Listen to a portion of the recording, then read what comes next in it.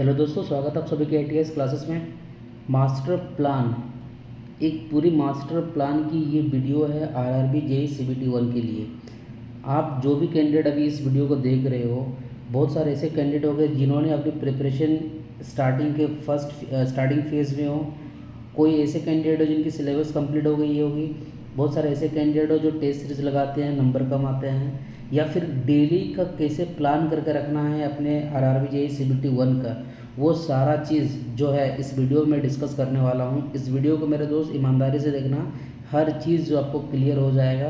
और बहुत बारीकी से, बहुत अच्छे से मैंने डिटेल में डिस्कशन किया हुआ है। इस सिलेबस को किस तरीके से लेकर समझना है, टाइम टेबल कैसे बनाना है, डेली रूटीन क्या रहनी चाहिए आपकी, टेस्ट सीरीज़ कहाँ से लगाना है और टेस्ट सीरीज़ का बेनिफिट कैसे लेना है, रिवीजन कैसे करना है, वो सारा चीज़ मैं आपको यहाँ पे बताने वाला हूँ। तो देखिए, RRB JEE CBT 1 की ये स्ट्रेटेजी है। तो किसी भी एग्ज़ाम को क्रैक करने के लिए, चाहे वो ग्रुप डी हो मेरे दोस्त, या अपना इंडिया में कोई भी बड़ा एग्ज़ाम हो, तो सबसे पहले उसके लिए एक अपनी स्ट्रेटेजी होती है। ठीक है, बोलते हैं कि किसी भी युद्ध को अगर जीतना है तो उसके पहले भैया आपको क्या करनी पड़ती है, तैयारी करनी पड़ती है। मतलब तो रणनीतियाँ बनानी पड़ती है। तो वो रणनीति कैसे बनेगी किसी एग्ज़ाम के लिए ना, उस किसी भी एग्ज़ाम, जिस एग्ज़ाम में हम बैठने वाले हैं उसकी एग्ज़ाम की पैटर्न होगी, उस पैटर्न को समझना है, उसके सिलेबस को अच्छे से समझना पड़ेगा। जिस एग्ज़ाम को हम लोग देने वाले हैं उसमें हमें समझ में ये आना चाहिए कि अच्छा, इसमें प्रीवियस में किस तरीके से कटअप जाते थे, ताकि आपको भी अपनी प्रिपरेशन उस लेवल पे रखना पड़ेगा। स्टडी मटेरियल आपका सोर्स पता होना चाहिए। टेस्ट सीरीज़ लगाएं, बहुत सारे टेस्ट सीरीज़ अवेलेबल है हमारे कंट्री में। ठीक है, बहुत सारे एजुकेशनल इंस्टीट्यूट के द्वारा। तो मैं यहाँ पर भी सजेस्ट करूँगा कि जो मैं लगाता हूँ उसको आप कैसे लगाओ, और टेस्ट सीरीज़ से नंबर जब कम आते हैं तो उसमें किस तरीके से उसका मतलब सुधारा जाए, वो सारी चीज़ प्लस रिवीजन की स्ट्रेटजी। तो ये सारा चीज़ हम यहाँ पे समझने वाले हैं RRB JEE CBT 1 के लिए। तो सबसे पहले हमारा जो था वो एग्ज़ाम पैटर्न को समझना इज़ वेरी इंपॉर्टेंट। देखो, मैथमेटिक्स, यहाँ पे नंबर ऑफ क्वेश्चंस, ठीक है, कितने हैं, 30 क्वेश्चंस है, नंबर भी 30 है। जनरल इंटेलिजेंस एंड रीजनिंग में 25 क्वेश्चंस रहेंगे और इसके नंबर भी 25। General awareness 15 questions 15 number. General science 30 questions 30 number. Total number of question 100। Time मिलेंगे आपके 90 मिनट। मतलब एक क्वेश्चन को करने के लिए 1 मिनट से भी कम हमें टाइम लगता है। तो 1 मिनट से कम में भी आप क्वेश्चंस को तब कर पाते हो एग्ज़ाम हॉल में जब आप बहुत ही ज़्यादा घर पे अपने प्रैक्टिस करते हो और टेस्ट सीरीज़ लगाते हो। तो प्रैक्टिस और टेस्ट सीरीज़ लगाने से पहले तो हमें चीज़ें अपनी सिलेबस की कंप्लीट करनी पड़ेगी। और उसके बाद जब आप यहाँ पे एग्ज़ाम पैटर्न को इस तरीके से जब देख लिए हो तो आपको दिमाग में ये खटकेगा यार कि सबसे ज़्यादा जो यहाँ पे इम्पोर्टेंट ये दो चीज़ है। दो चीज़ क्यों बोल रहा हूँ, क्योंकि मैथ्स और रीजनिंग इसको एक साथ लेके अगर चलेंगे तो ये 55 नंबर, और ये एक ऐसा नंबर होता है जो बच्चे इसको प्रैक्टिस करते हैं उसमें ये मैक्सिमम से मैक्सिमम नंबर लेके आते हैं। और हम में से मैक्सिमम कैंडिडेट ऐसे होते हैं जो कहीं ना कहीं इन दो पोर्शन में बहुत अच्छा होते हैं या अपना वो जोन बना लेते हैं। ठीक है, और 30 क्वेश्चन जो जनरल साइंस है ये भी बहुत इंपॉर्टेंट है आपके लिए। बाकी 15 क्वेश्चन जो यहाँ पे जनरल अवेयरनेस में दिया हुआ है, अभी हम लोग देखेंगे इसमें करंट अफेयर भी रहेगा और आपकी जनरल स्टडीज़ रहने वाली है। तो आपको एग्ज़ाम का पैटर्न समझ में आ गया। अब नेक्स्ट हमें समझना क्या है, सिलेबस को समझना है, दैट इज़ वेरी इंपॉर्टेंट।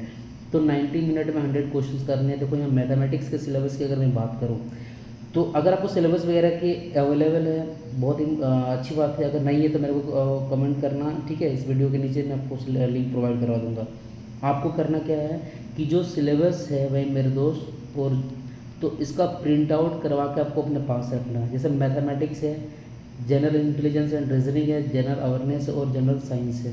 जैसे मैथमेटिक्स में देखोगे तो यहाँ बहुत सारे टॉपिक आपको दिख रहे होंगे, number system, BODMAS, decimal, fraction, LCM and HCF, ratio and proportion, percentage, mensuration, time and work, time and distance, simple and compound interest, profit and loss, algebra, geometry, trigonometry, elementary, statics, square root, age calculation, calendar and clock, pipes and system. तो ये सब सारे important mathematics के topic हो गए।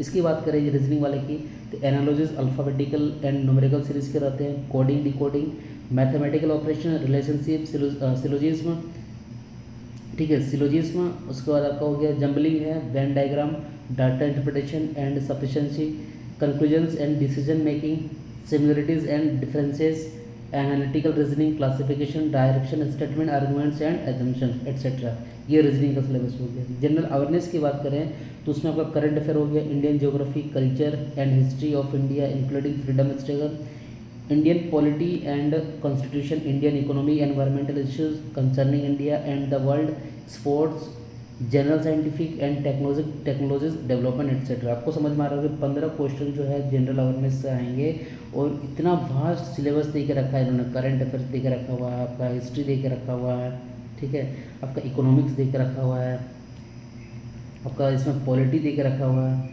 इसमें आपका geography दे के रखा हुआ है। तो इसको बड़ा ही स्मार्ट तरीके से इस टॉपिक को कंप्लीट करना है हमें। सबसे बड़ा इंपॉर्टेंट यहाँ पर आपको जनरल साइंस का दिख रहा होगा, इसमें फिजिक्स है, केमिस्ट्री है और लाइफ साइंस बायोलॉजी है। मोस्ट इंपॉर्टेंट आपको देखो यहाँ पे दिया गया, साफ साफ लिखा हुआ कि आपको 10th स्टैंडर्ड लेवल तक का इसमें सिलेबस को कवर करना है, ठीक है। तो ये जो दो चीज़ अब हम लोग समझ लिए। तीसरा कटअप आता है। कटअप का मैंने एक वीडियो बनाया हुआ था RRB JEE CBT 1 में, जिसमें जो आपके बोर्ड हुए हैं टोटल 21 RRB जो बोर्ड थे, जो 2019 में रिजल्ट आया था, उन सभी का कटअप का मैंने एक वीडियो बनाकर डिस्कशन किया हुआ है। 1 साल पहले की ये वीडियो है। आप चाहो तो क्या कर सकते हो, CBT 1 कटअप का मैंने इस पर डिस्क्रिप्शन में जो होता है मोर वाला बटन पे क्लिक करना, वहाँ पर आपको ये लिंक मिल जाएगा। वहाँ से आप इस वीडियो को देखने के बाद कटअप का भी एनालिसिस कर लेना, ताकि आप जिस बोर्ड से फॉर्म भरना चाहते हो, अजमेर बोर्ड हो, इलाहाबाद बोर्ड हो, ठीक है, अहमदाबाद बोर्ड हो, भोपाल बोर्ड हो, भुवनेश्वर बोर्ड हो, किसी भी बोर्ड से फॉर्म भरना चाहते हो, तो उस बोर्ड को से जो कटअप गई थी उससे आपको एक आइडिया लगेगा कि हाँ आपको किस तरीके से मतलब मेहनत को किस लेवल पे लेके जाना है, ठीक है। अब बात करते हैं स्टडी मटेरियल। स्टडी मटेरियल देखो, मैथमेटिक्स में क्या होता है यार, कोई बड़ी बात नहीं है। अगर आपके पास RS अग्रवाल है, ये भी काम की चीज़ है, या आपके पास कोई कोचिंग क्लासेस की नोट्स किसी की होगी, या कहीं से आपने कुछ ऑनलाइन कुछ मैथमेटिक्स के बुक खरीदा होगा, तो वो भी आपके लिए सफिशिएंट है। क्योंकि हमें पता है कि जो टॉपिक होते हैं मैथमेटिक्स में, वो हर जगह सेम रहेंगे और कंसेप्ट भी सेम होते हैं, ठीक है। तो जो न्यू कैंडिडेट रहेंगे वो कैसे इस टॉपिक को क्लियर करेंगे, वो आपको मैं अभी आगे के स्लाइड में बताने वाला हूँ। तो मैथमेटिक्स में बस ये सारा सोर्स है। अगर आपके पास स्टडी मटेरियल है तो काफ़ी है। रीजनिंग के लिए भी कोई भी अगर बुक हो, चाहे अगर आप कोई कोचिंग क्लासेस कर रहे होंगे, ठीक है, तो वहाँ पर भी आपको ये सारा चीज़ करवाया जा रहा होगा। जनरल साइंस के लिए अगर आपके पास अरिहंत है या अगर आपके पास लुसेंट है, ये सफिशिएंट है। लेकिन ये अरिहंत और लुसेंट को बहुत ही अच्छे तरीके से करोगे तभी जाकर आपके क्वेश्चंस मतलब लड़ने वाले हैं। मैं पता नहीं क्यों बट अरिहंत को प्रीफर करता हूँ। अरिहंत से फिजिक्स, केमिस्ट्री और बायो पढ़ लेना, ठीक है। और जितने भी प्रीवियस ईयर के क्वेश्चंस होंगे रेलवे में जो पूछे जाते हैं, चाहे ग्रुप D के हो, चाहे LP के हो, ठीक है, या फिर NTPC के हो, चाहे आपके JEE के हो, देखना सारे क्वेश्चंस न्यूमेरिकल हो चाहे कुछ भी हो, सब लग जाते हैं। इससे मेरे को पढ़ने में पता नहीं क्यों मेरे को थोड़ा अच्छा लगता है। ऐसा नहीं, इसमें भी वही चीज़ रहेंगी, लुसेंट में भी, लेकिन मेरे को अरिहंत थोड़ा ज़्यादा बेटर लगता है, ठीक है। अपना अकॉर्डिंग आप देख लेना। जनरल अवेयरनेस, वही एक चीज़ यहाँ पे मैं बात कर रहा हूँ कि ये 15 नंबर का आपका रहेगा। तो उसके लिए प्रीवियस ईयर क्वेश्चंस रेलवे के लगाने हैं, ये आगे भी मैं स्लाइड में डिस्कस करने वाला हूँ। और टेस्ट सीरीज़ फिर से मैं ये बता दूँ मेरे दोस्त, मैं यहाँ पे कोई एडवर्टाइजमेंट नहीं कर रहा हूँ। टेस्ट बुक हम जैसे लोग मीडियम क्लास फैमिली से आते हैं तो एक 499 या इसके शायद इससे कम भी हो सकता है। इसमें क्या होती है कि ऑल इंडिया लेवल के जितने भी सारे एग्ज़ाम हैं या रेलवे के जितने सारे एग्ज़ाम हैं, अभी हमारे रेलवे के जितने भी सारे एग्ज़ाम के एटलीस्ट जो PYQ हो है, चाहे मॉक टेस्ट है, इस कम प्राइस में जो आपको अवेलेबल मिल जाती है टेक्स्ट बुक में। और इसका जो एक्सप्लेनेशन रहता है कि आप जो टेस्ट अटेम्प्ट करते हो उसके बाद जो क्वेश्चन गलती होते हैं उसका जो एक्सप्लेनेशन दिया हुआ रहता है, दैट इज़ वेरी इंपॉर्टेंट। उस एक्सप्लेनेशन को आपको एक अलग से नोट बुक बना के जो गलती करते हो उसको नोट करके आपको रखना चाहिए। तो ये सब सारा चीज़ आपका स्टडी मटेरियल से रिलेटेड आपको समझ में आ गया होगा।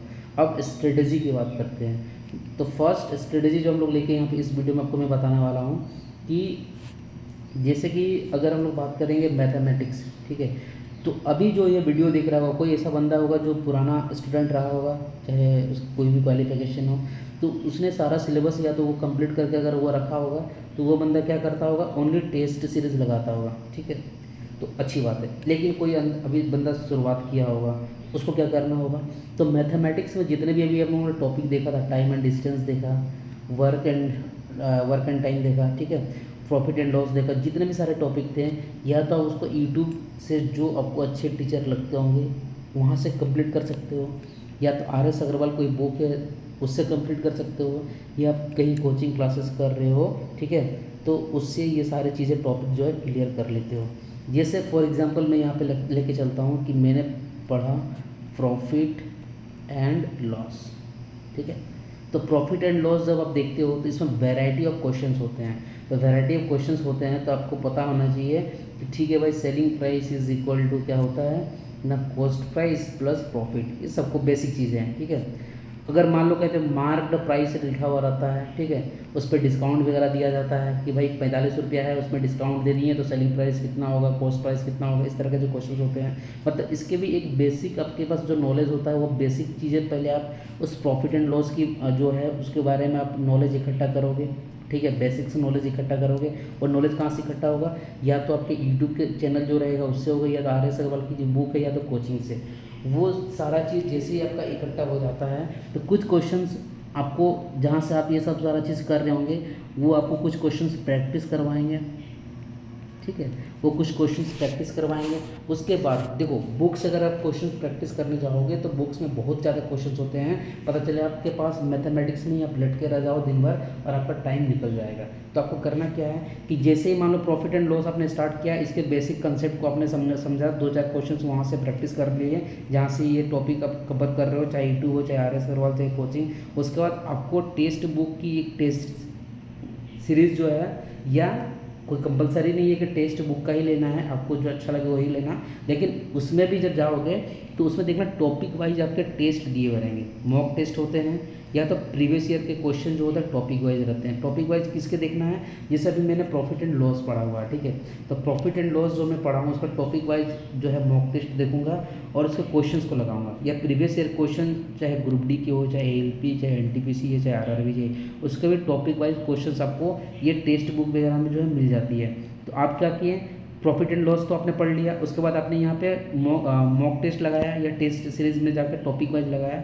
वहाँ पे जब आपके क्वेश्चंस अगर बनने लगे हैं, मतलब आपका जो है बेस वो जो है मजबूत होने लगा है, जो आपने वहाँ पे कंसेप्ट को पढ़ा समझा, वो सारा चीज़ आप टेस्ट सीरीज में इम्प्लीमेंट कर पा रहे हो। तो इस तरीके से प्रॉफिट एंड लॉस एक टॉपिक खत्म हुआ।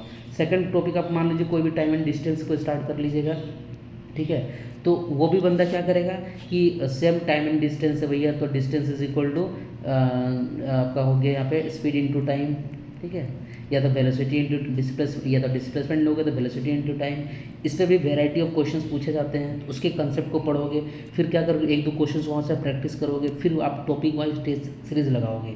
और वैसे कैंडिडेट जिनकी ये सारे टॉपिक जैसे मैथमेटिक्स के सारे क्लियर हैं सिलेबस पूरा, तो देखना सब्जेक्ट वाइज आपका जो है यहाँ पे टेस्ट सीरीज आता है, ठीक है। चाहे प्रीवियस ईयर क्वेश्चंस की बात कर लो, चाहे आपका मॉक टेस्ट की बात कर लो, तो उस टेस्ट सीरीज़ में जाके, ठीक है, जैसे मैंने अभी टेक्स्ट बुक एक एग्जांपल लेके चल रहा हूँ, तो वहाँ पे जाना और सब्जेक्ट वाइज पूरा टेस्ट लगाना, उसमें सारे इकट्ठे टॉपिक, ठीक है, आपके रहेंगे। और 30 क्वेश्चंस मान लो आपके RRB JEE के पूछे जाते हैं आपके मैथमेटिक्स से, तो 30 क्वेश्चंस में आपके सारे टॉपिक आ जाएंगे और उसको लगाना। उसके बाद वहाँ से जो आपकी वीकनेसेस निकल के आएगी, उन वीकनेस वाले टॉपिक पे आपको स्टडी करना है, ठीक है। तो ये शुरुआत वालों के लिए भी मैंने बता दिया कि किस तरीके से पहले टॉपिक पढ़ना है, उसके बाद आपको कुछ क्वेश्चंस प्रैक्टिस करने हैं, फिर आपको टेस्ट सीरीज में जाके टॉपिक वाइज को क्वेश्चंस को प्रैक्टिस करना है। आप बोलोगे सर यहाँ पर ग्रुप डी का क्वेश्चंस की प्रैक्टिस करवा रहे हो, देखो ग्रुप डी में भी आप जाओगे तो प्रॉफिट एंड लॉस वाला जो मान लो अगर मैथमेटिक्स का सिलेबस है, ठीक है, तो ये सारे एग्जाम में चाहे NTPC हो, चाहे ALP, चाहे ग्रुप डी, चाहे टेक्नीशियन, चाहे RRB JEE, सब में सेम रहेगा।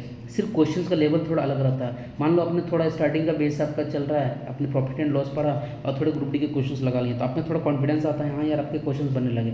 जैसे यहाँ के क्वेश्चन ग्रुप डी का अपने अटेम्प्ट कर रहे हो, टोटल RRB यही पे कूद जाओ, ठीक है, और आपको लगे कि नहीं और थोड़ा वेराइटी ऑफ क्वेश्चन आपको प्रैक्टिस करना चाहिए, तो NTPC और ALP की भी लगा लो। तो इस तरीके से आपको धीरे धीरे जो है इंप्रूव करना है और डेली बेसिस पे आपको 2 से 3 घंटे एटलीस्ट आपको इस सेक्शन पे मैथमेटिक्स में देना है।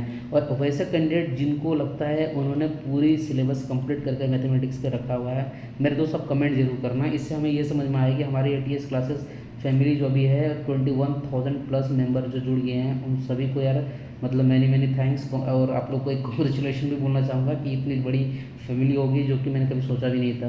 तो इसमें देखना चाहता हूँ कि इनमें से कितने ऐसे कैंडिडेट हैं जिनकी मैथमेटिक्स की मान लो पूरी सिलेबस कंप्लीट है, तो जरूर कमेंट करके बताना, ठीक है। और रीजनिंग के लिए भी सेम चीज़ करना आपको, इसमें 1 से 2 घंटे देना, या तो आप टॉपिक वाइज पढ़ो, ठीक है, कुछ क्वेश्चन आपने प्रैक्टिस किया, उसका सीधा टेस्ट सीरीज में कूदना है और आपको वहाँ पे मॉक टेस्ट टॉपिक वाइज या previous year question topic wise आपको कंप्लीट करने हैं। या अगर आपके सारे रीजनिंग के सिलेबस कंप्लीट है तो सब्जेक्ट का जो टेस्ट होता है पूरा वो लगा सकते हो, ठीक है। तो ये इस तरीके से हम लोग 2 सेक्शन तो हम लोगों ने ख़त्म कर लिया, 30 प्लस 25 55 नंबर वाला। अब very important that is general science. अब इस पर कूदते हैं भाई। जनरल साइंस जो कि 10th लेवल का सिलेबस तक पूछा जाएगा। इसमें 3 पार्ट है, फिजिक्स है, केमिस्ट्री है, लाइफ साइंस है, ठीक है। मैंने अरिहंत की टॉपिक वाइज थ्रोली स्टडी किया था, ठीक है। फिजिक्स हो चाहे केमिस्ट्री हो चाहे बायो हो। उसके बाद मैं क्या करता था, प्रीवियस ईयर के जो क्वेश्चंस पूछे गए हैं, चाहे एएलपी में हो, चाहे ग्रुप डी में हो, चाहे एनटीपीसी हो, चाहे आरआरबी जेईई हो, उनके क्वेश्चंस लगाता था भाई। मेरे क्वेश्चंस लग जाते थे और ये सेक्शन ऐसा है कि आप इसमें स्कोर कर सकते हो। इसमें स्कोर कर लिए, रीजनिंग प्लस एप्टीट्यूड में अगर आप स्कोर कर लिए तो भाई 85% नंबर तो सिर्फ इधर से आ रहे हैं, समझ रहे हो। इसमें अगर आपके 80% की भी तैयारी हो जाएगी तो एक आप मतलब सिलेक्शन वाले जोन में जाने वाले हो। तो आपको तैयारी समझ में आपको क्या करना है, डेली जैसे फिजिक्स है तो मान लो स्टार्टिंग में पढ़ो यूनिट एंड डायमेंशन पढ़ लियो, ठीक है, यूनिट एंड डायमेंशन। और ये टॉपिक मैं भी करवा रहा था लेकिन बीच में आपके उस तरह से रिस्पॉन्स जब नहीं आए तो मैंने फिर उसको बंद कर दिया या मेरे को उस तरह से टाइम नहीं मिल पाया था। आप जाकर मेरे प्लेलिस्ट पे चेक करना, ठीक है। ये अरिहंत का जो टॉपिक में 3-4 वीडियो डले होंगे, अगर वो चाहते हो आप इसको रेगुलर करना तो ये टॉपिक मैं आपको रेगुलर करके फिजिक्स केमिस्ट्री वगैरह आपको कंप्लीट करवा दूंगा, ठीक है। क्वेश्चन वगैरह लगा के आप मेरे को कमेंट करके बताना। तो आप क्या कर सकते हो भाई, यूनिट एंड डायमेंशंस के मान लो आपने पढ़ लिया कि भाई टोटल बेसिक यूनिट कितने होते हैं ना, बेसिक यूनिट टोटल 7 होते हैं। कौन कौन से होते हैं, लेंथ होते हैं, ठीक है, मास हो गया, टाइम हो गया, आपका टेम्परेचर हो गया, ल्यूमिनेस इंटेंसिटी हो गया, ठीक है, करंट हो गया, तो अमाउंट ऑफ सब्सटेंस हो गया। टोटल ये 7 बेसिक यूनिट होते हैं। फिर डिराइव्ड यूनिट्स होते हैं, ठीक है, इनके फिर डायमेंशनल फार्मूला पढ़ते हो आप। तो धीरे धीरे चीज़ें जब आगे बढ़ती है फिर आप काइनेमेटिक्स पढ़ते हो, वेलोसिटी पढ़ते हो, टाइम पढ़ते हो, एक्सेलरेशन पढ़ते हो। तो इस तरीके से जो है आपका साइंस का टॉपिक फिजिक्स कंप्लीट करना, केमिस्ट्री भी टॉपिक वाइज कंप्लीट करना, लाइफ साइंस भी टॉपिक वाइज आपका क्या करते हो कंप्लीट करना। और अरिहंत वाले बुक से या लुसेंट वाले बुक से कर सकते हो। अब प्रीवियस ईयर के क्वेश्चन जो आपको मिल जाएगी टेक्स्ट बुक पे, वहाँ पे आप क्वेश्चंस लगाना और जहाँ से आपको क्वेश्चंस नहीं बने तो फिर आप उस टॉपिक पे फिर से दोबारा ध्यान देना। इसमें भी आपको 1 से 2 घंटे डेली देने हैं। बाकी बात करेंगे जनरल अवेयरनेस, जो कि एक समुद्र है और इस समुद्र में हमें जो है 15 नंबर लाने हैं, ठीक है। तो 15 नंबर जनरल अवेयरनेस लाने। और ये भी देखो, ये भी आपको आरआरबी जेईई के लिए इंपॉर्टेंट है कि जब आप सीबीटी 2 देते हो तो उसमें 100 क्वेश्चन जो आपके टेक्निकल रहते हैं, 50 क्वेश्चन आपके नॉन टेक रहते हैं। इस 50 क्वेश्चन में I think physics plus chemistry मिला के भी 15 नंबर रहता है। बट अगर जनरल साइंस यहाँ पर तैयारी आप अच्छे से करते हो तो ये आपको सीबीटी 2 में भी काम देने वाला है, ठीक है। और आई थिंक 15 नंबर जनरल आपके अवेयरनेस में भी होते हैं। 15-15-30 इन 2 टॉपिक से प्लस 10 आपके एनवायरनमेंट से रहता है और 10 आपके कंप्यूटर साइंस से रहता है। तो ये 50 नॉन टेक आते हैं आपके सीबीटी 2 में। तो इसमें जनरल स्टडीज़ में सारा चीज़ आ जाएगा, चाहे पॉलिटी हो, चाहे आपका ज्योग्राफी हो, ठीक है, चाहे आपकी यहाँ पे पॉलिटी, ज्योग्राफी, हिस्ट्री हो गया, सारा चीज़ इस पर आ जाएगा। करंट अफेयर्स के लिए आप क्या कर सकते हो, कोई यूट्यूब चैनल में किसी टीचर को आप फॉलो करते हो उनको फॉलो करिए, ठीक है। जैसे इंपॉर्टेंट टॉपिक अवार्ड हो गया, कुछ आपके मान लो अभी G7 का जो है मीटिंग हुआ कहाँ पर हुआ, और इम्पोर्टेंट आपके जो गेम होते हैं, जैसे अभी मान लो वर्ल्ड कप हो रहा, T20 वर्ल्ड कप यूएसए में, तो अगला वाला जो है कहाँ होने वाला है, ठीक है। तो ये सब सारी चीज़ आपको धीरे धीरे कलेक्ट करके रखो, या तो फिर जो 6 मंथ के जो बुक आती है आप उसको भी पढ़ सकते हो। तो यहाँ से एक चीज़ हमें ये समझ में आया। और जीएस के लिए मैंने बताया था कि रेलवे के जो प्रीवियस ईयर के क्वेश्चन से पूछे गए हैं, चाहे ग्रुप डी में, चाहे आपके एएलपी में, चाहे आपके एनटीपीसी में, चाहे आपके जेईई में, इन सभी क्वेश्चन को सिर्फ आप स्टडी करो। आपको थ्रोली पूरा हिस्ट्री नहीं जानना है, ठीक है। आपको एग्जाम निकालने से मतलब है, पूरा डिटेल नॉलेज यहाँ नहीं रखना। पता चले नॉलेज तो बहुत है लेकिन एग्जाम नहीं निकल रहे हैं, वैसे भी कैंडिडेट बहुत सारे ऐसे होते हैं, ठीक है। तो उस तरह से आपको नहीं करना है। तो एक देखा जाए तो अगर जैसे मैंने यहाँ से बोला था कि 2 से 3 घंटे पढ़ना है, तो मान लो मिनिमम 2 घंटे यहाँ लेके चले हम लोग, इसका 1 घंटे, और मैक्सिमम में यहाँ 3 घंटे पढ़ सकते हो, यहाँ मैक्सिमम में 2 घंटे पढ़ सकते हो, ठीक है। फिर हम लोग आगे देखें यहाँ पे कि यहाँ पे मैंने बोला यहाँ पर भी जनरल साइंस में मिनिमम 1 घंटा, मैक्सिमम 2 घंटा दे सकते हो, और आपको जनरल स्टडीज़ में 1-1 घंटा देना है। तो हमको यहाँ से ये समझ में आया कि 5 और 3 + 2 5 + 2 7 + 8, मतलब आपको 5 से 8 घंटा जो है भैया डेली स्टडी करना पड़ेगा इन टॉपिक के लिए, 5 to 8 आवर्स, समझ रहे हो। तब जाके आपकी जो है धीरे सारा चीज़ जो है क्लियर होगी। और वैसे कैंडिडेट जिनके सारे टॉपिक आपके क्लियर कंप्लीट है, उनको ये इनसे आधा टाइम लगेगा, वो सीबीटी 2 में भी ज़्यादा फोकस कर सकते हैं, ठीक है। और CBT 2 की स्ट्रेटेजी फिर मैं किसी दूसरे वीडियो में बताऊंगा, इसमें हम लोग CBT 1 की जाने। अब सबसे बड़ा इंपॉर्टेंट है भाई टेस्ट सीरीज कैसे कैसे टेक्स्ट बुक में दिया हुआ रहता है। सबसे पहले देखो ये 1 2 3 4 ये टोटल 4 अलग अलग पेज है, ठीक है, एक एक करके समझेंगे। तो देखना RRB जब आप यहाँ पे टेस्ट सीरीज परचेज करोगे तो इसमें देखना एक प्रो करके इन लोगों ने बनाया हुआ है, एक नॉर्मल मॉक टेस्ट करके बनाया हुआ है। प्रो वाले में बेनिफिट ये रहता है कि आपको जिस भी एग्ज़ाम की तैयारी करते हो उसके previous year questions plus mock test, ठीक है, वो दोनों मिलते हैं। और एक ऐसा टेस्ट सीरीज है जिसमें सिर्फ मॉक टेस्ट मिलता है, तो आपको ये प्रो वाला वर्जन लेना है जिसमें प्रीवियस ईयर क्वेश्चन प्लस आपके मॉक टेस्ट दोनों ही मिल जाए, ठीक है। अब जैसे मान लो मैंने यहाँ पे एक एग्जाम्पल लिया, यहाँ पे देखो नीचे आपको यहाँ पे दिख रहा होगा,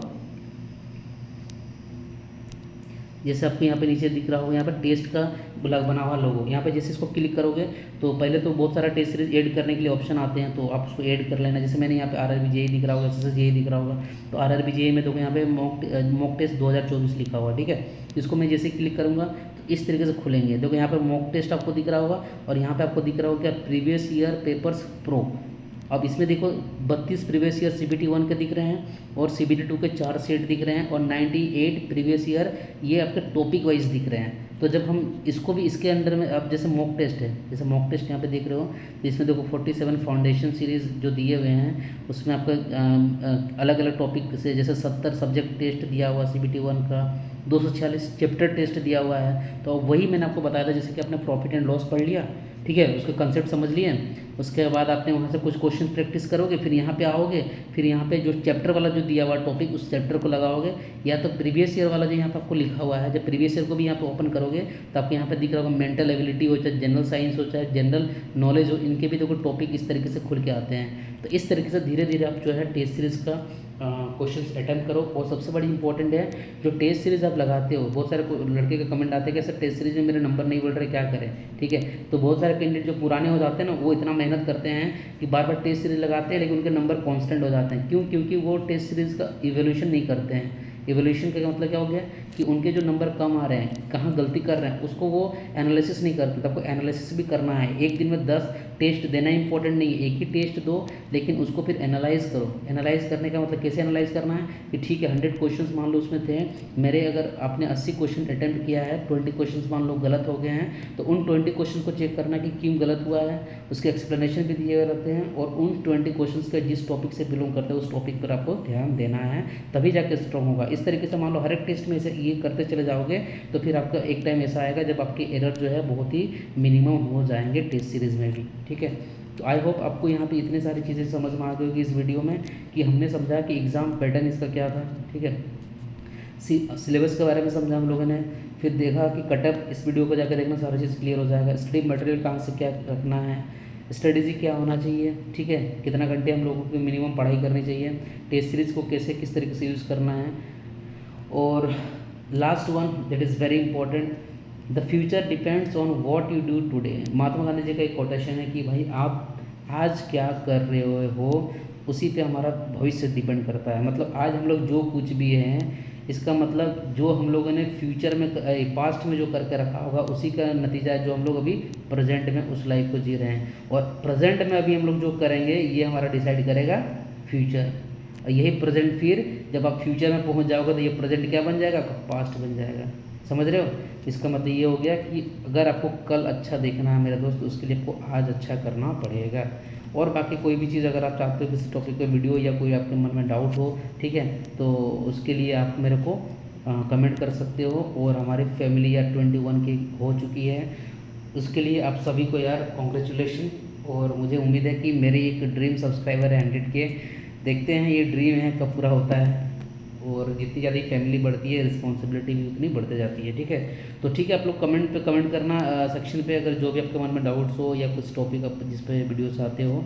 और ये वीडियो कैसा लगा ज़रूर आप बताना। और यहाँ तक पहुँचे हो तो वीडियो को लाइक, और अगर काम की चीज़ है तो दोस्तों के साथ शेयर कर रहे हैं इस वीडियो को मत भूलना, क्योंकि ये बहुत ही इंपॉर्टेंट एक मास्टर प्लान है आपके RRB JEE CBT 1 के लिए, ठीक है। चलो गाइस, फिर मिलते हैं किसी नेक्स्ट वीडियो में। So guys, thanks for watching this video.